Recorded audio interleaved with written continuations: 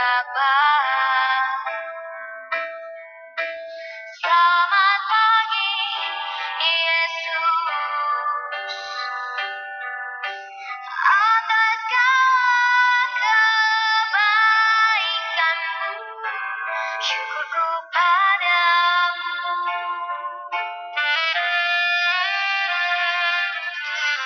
Terima kasih, Bapa. Terima kasih, Yesus, atas apa yang Kau berikan, ku dapat rasakan hari ini. Betapa baiknya Engkau, Bapa, kisah-Mu telah bawa dari sampingku. Saat fajar tiba, Kau memberi nafas yang baru bagiku. Selamat pagiku, ucapkan untukku.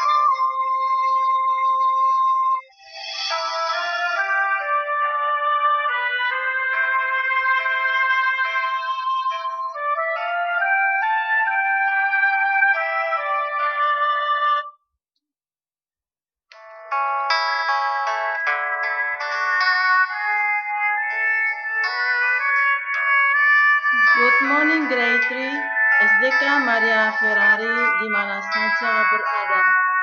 Salam jumpa kembali bersama saya Suster Valen dalam pembelajaran agama Katolik dan budi pekerti. Apa kabar semuanya? Suster harap kita semua sehat selalu dalam kasih Tuhan. Oke, hari ini kita memasuki pelajaran yang kedua, yaitu aku mampu membedakan yang baik dan yang buruk.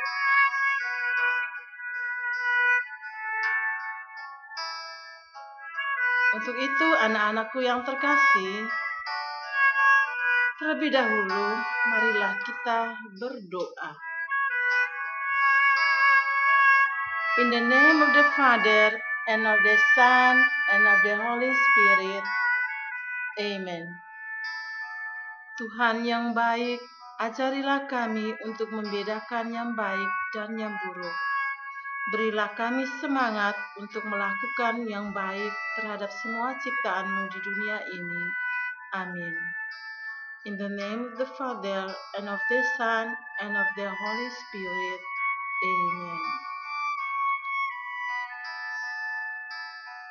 Oke, setelah kita berdoa, kita harus mengetahui tujuan pembelajaran kita hari ini. Jadi, setelah mempelajari pembelajaran kita hari ini, siswa diharapkan untuk mampu membedakan perbuatan yang baik dan yang buruk. Yang kedua, siswa mampu menjelaskan perbuatan yang baik dan yang buruk dan akibatnya. Yang ketiga, setelah mendengarkan atau membaca kisah tentang Santa Elizabeth dari Hungaria, siswa mampu meneladani perbuatan baik dari Santa Elizabeth. Oke. Untuk mengawali pelajaran kita hari ini, baiklah kita menyanyikan bersama lagu Hati-hati Gunakan Tanganmu. Tentu semuanya tahu, ini lagu yang sering kita dengar.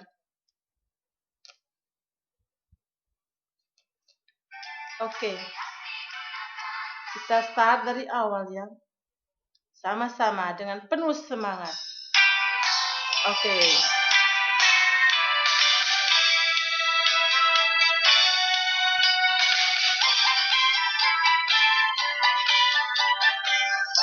Oke, tepuk tangan.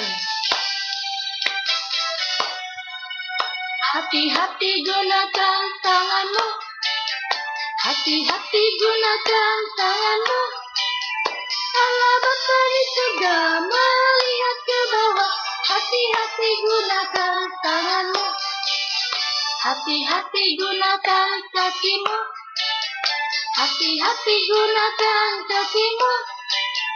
Allah Bapa di surga melihat ke bawah. Hati-hati gunakan kakimu. Hati-hati gunakan mulutmu. Hati-hati gunakan mulutmu. Allah Bapa di surga melihat ke bawah. Hati-hati gunakan mulutmu.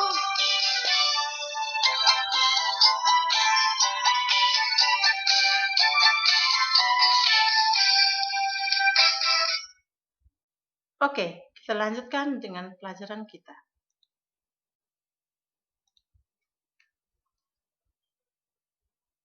Di dalam diri kita ada suara hati yang selalu mendorong untuk melakukan yang baik. Jika kita menuruti dorongan suara hati, maka hidup kita akan baik dan benar. Oke, kita perhatikan gambar yang pertama.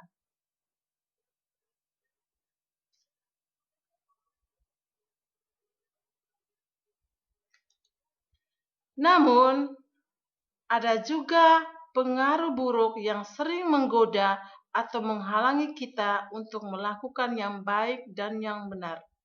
Pengaruh buruk ini juga menimbulkan banyak masalah pada anak-anak. Seperti grey tree. Benar kan?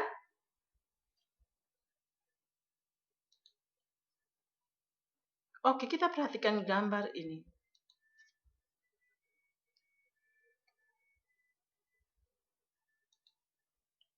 Orang tua dan para guru berusaha mendidik mereka untuk hidup baik dan benar.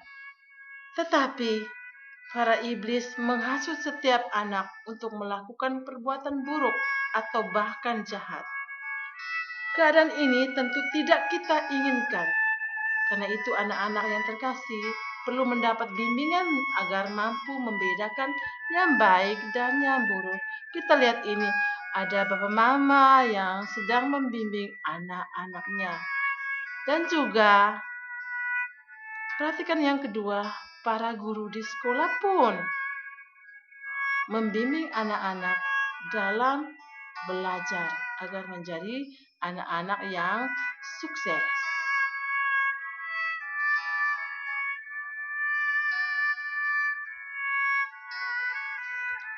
Oke, mari kita membaca bersama-sama. Kita lihat cerita tentang Santa Elizabeth pada halaman 23 sampai 24.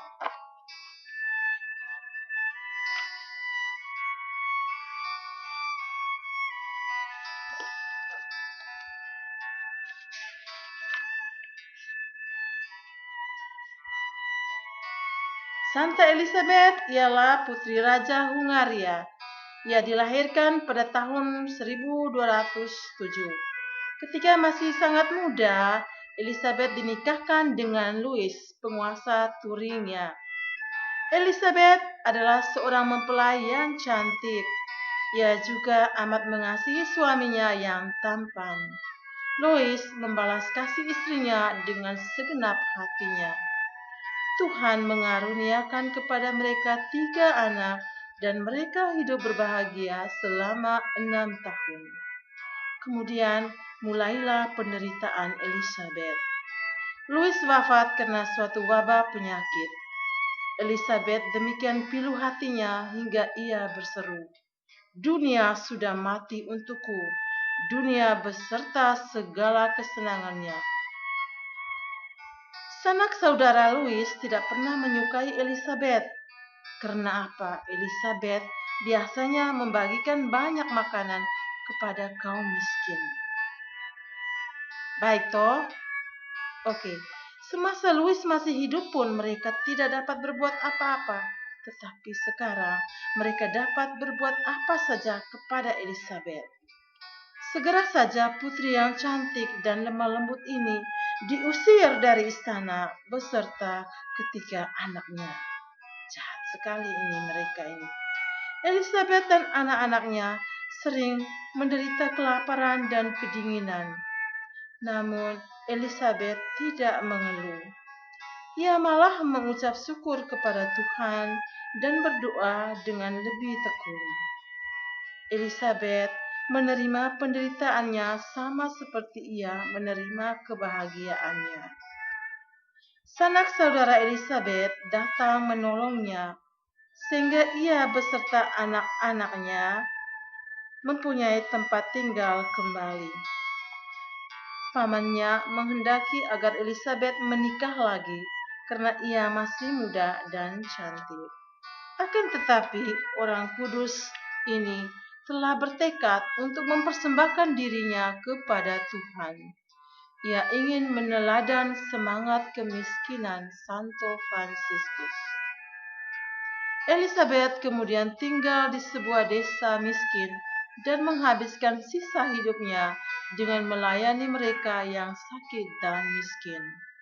Ia bahkan pergi memancing sebagai usaha untuk memperoleh tambahan uang bagi kaum miskin yang dikasihinya.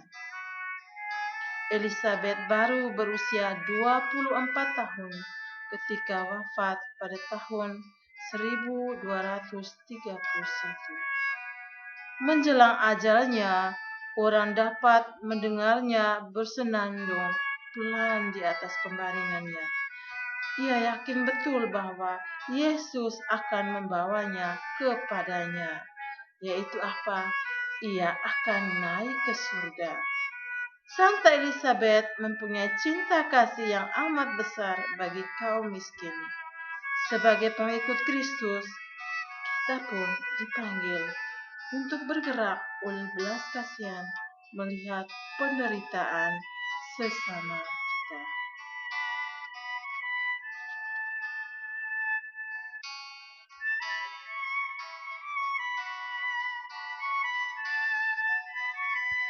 Oke, sebagai penggayaan atau untuk melengkapi cerita dari Santa Elizabeth, mari kita membaca kitab suci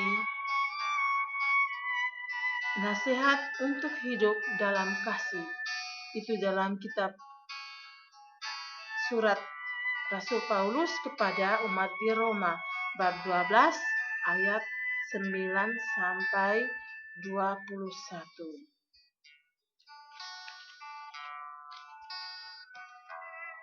Oke, untuk kitab suci nanti adik-adik minta orang tua untuk membantu membukakan Alkitab dan adik-adik bisa membaca atau bila perlu didampingi oleh bapak atau mama. Kita lanjutkan pelajaran.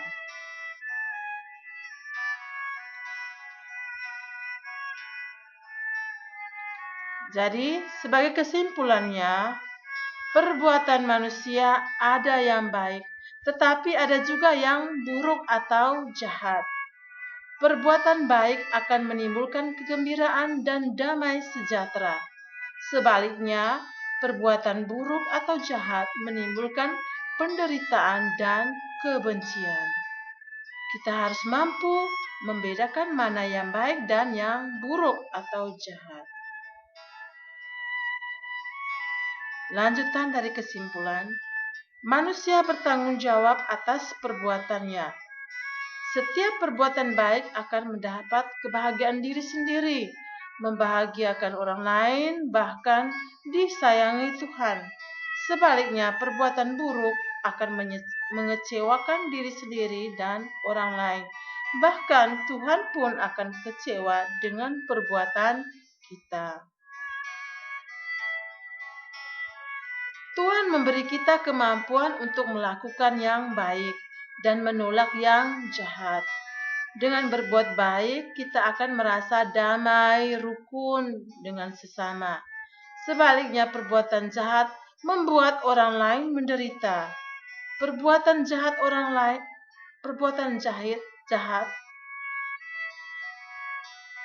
kepada orang lain, hendaknya Suster Lalat, perbuatan jahat orang lain hendaknya tidak dibalas dengan perbuatan jahat pula, agar tidak menambah permusuhan.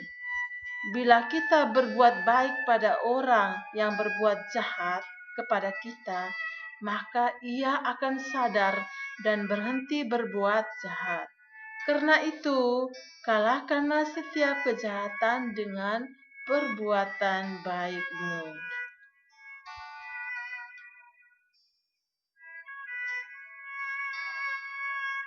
Oke, sebagai refleksi anak-anakku yang terkasih, mari kita hening sejenak ya. Oke, kita memeriksa batin kita, memeriksa segala perbuatan kita selama ini.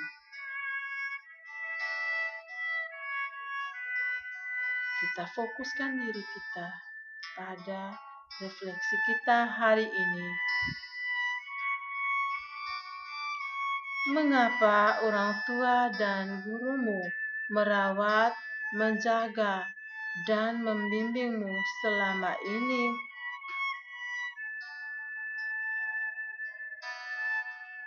Menurutmu, mana yang baik?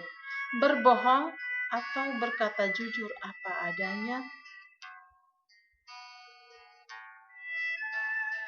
Apa yang kamu rasakan saat berbohong? Senang atau takut? Ini adalah refleksi dan jawab dalam diri kita masing-masing.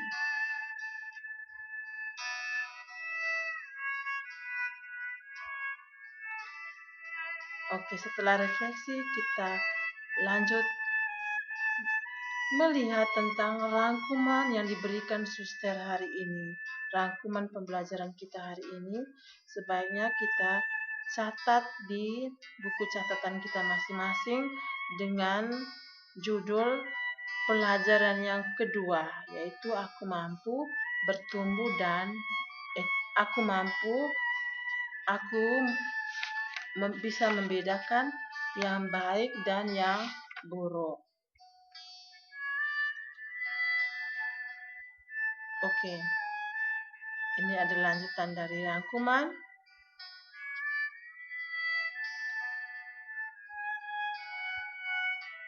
Oke, sebagai post-test, baiklah anak-anak yang terkasih, anak-anak bisa mengerjakan di kertas double folio atau HVS. Jadi ini kita kerjakan, lihat di buku pelajaran agama, buku paket murid, halaman 22. Mari menjawab pertanyaan dari nomor 1 sampai 5. Ditulis rapi ya, dengan huruf yang bagus.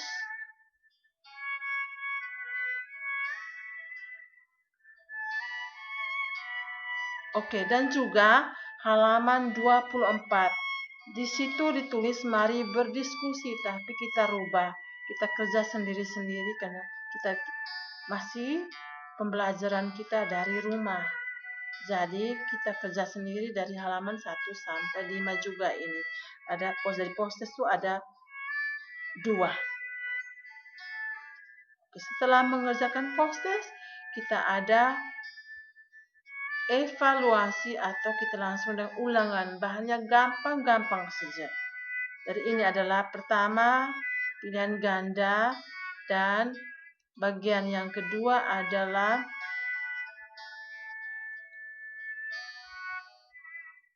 ini. Uraian. Jawablah dengan tepat. 4 pertanyaan. Semangat ya, selamat bekerja.